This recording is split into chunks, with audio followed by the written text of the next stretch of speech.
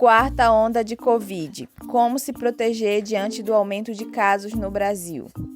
Os casos de Covid-19 voltaram a subir no Brasil. O coronavírus também parece estar por trás da maioria das internações por síndrome respiratória aguda grave nos hospitais brasileiros. Segundo o boletim Infogripe da Fundação Oswaldo Cruz, a Covid-19 já é motivo de 59,6% das hospitalizações por infecções nas vias aéreas registradas nas últimas semanas. Entre os motivos que ajudam a explicar essa nova piora, destacam-se o abandono de praticamente todas as medidas preventivas, como o uso de máscara, a chegada de tempos mais frios, a cobertura vacinal insuficiente e uma possível queda na imunidade após muitos meses da aplicação das doses. Mas será que é possível se proteger e minimizar os danos individuais e coletivos nessa nova onda da pandemia? Existem pelo menos 5 medidas que diminuem o risco de infecção, de desenvolver as formas graves da doença ou ao menos evitar a transmissão do vírus para outros, como, por exemplo, vacinação em dia. A vacina contra a Covid-19 não impede a infecção pelo coronavírus, ainda mais com a circulação das novas variantes, como a Ômicron e suas derivadas. Mas é consenso entre os especialistas da área que as doses do imunizante são primordiais para diminuir a gravidade do quadro. Ou seja, estar com o esquema vacinal em dia pode até não evitar que você pegue o vírus, mas na maioria das vezes torna a infecção mais branda, sem necessidade de partir para uma internação ou uso de remédios anti-inflamatórios e máquinas para a oxigenação do organismo. Os dados de vida real mostram como a vacinação foi essencial para diminuir a taxa de hospitalizações e mortes desde o início da pandemia. Com o avançar da campanha de imunização, a média móvel diária de óbitos no país foi se reduzindo pouco a pouco. Atualmente, essa taxa apresenta um valor 27 vezes menor. A quantidade de doses preconizadas varia de acordo com cada faixa etária ou condição de saúde, e são recomendações atualizadas constantemente pelas autoridades em saúde, conforme surgem novas evidências científicas sobre a melhor maneira de manter a proteção atualizada em cada grupo. O segundo ponto diz respeito a usar máscaras em lugares fechados. Nos últimos meses, autoridades brasileiras promoveram uma série de mudanças nas regulamentações que foram criadas para conter a pandemia.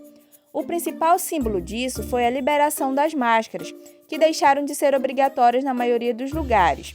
Com a piora no número de casos, a tendência é que as máscaras voltem a ser recomendadas pelas autoridades. O ideal, portanto, é usar a máscara sempre que for para um lugar em que vai ter contato próximo e prolongado com outros indivíduos, como em lojas, shoppings, escritórios, transporte público, entre outros.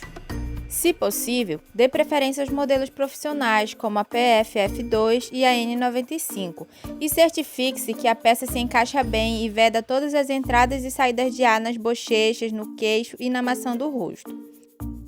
Terceiro ponto, ficar atento aos sintomas. No cenário com alta transmissão, o risco de ter contato com o coronavírus aumenta.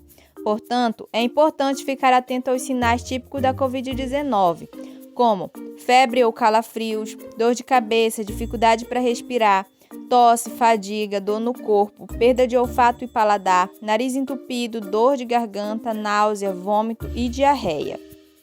Quarta medida, fazer o teste. Como observamos na lista anterior, os sintomas da Covid se confundem muito com os incômodos típicos de outras doenças, como a gripe e o resfriado. Por isso, há necessidade de se fazer um exame, para ter certeza de que o agente causador do quadro é mesmo o coronavírus.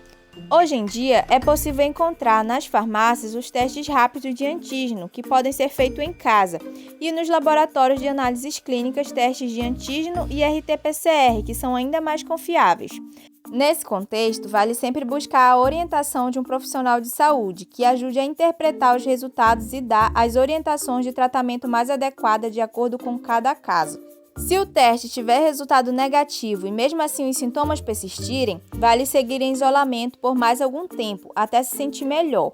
Você pode estar com resfriado ou gripe e há o risco de transmitir esses vírus para contatos próximos. Caso o resultado seja positivo, é importante ficar em casa e evitar o contato com outras pessoas por pelo menos 5 dias ou uma semana. Se os sintomas da Covid piorarem, você deve procurar o hospital.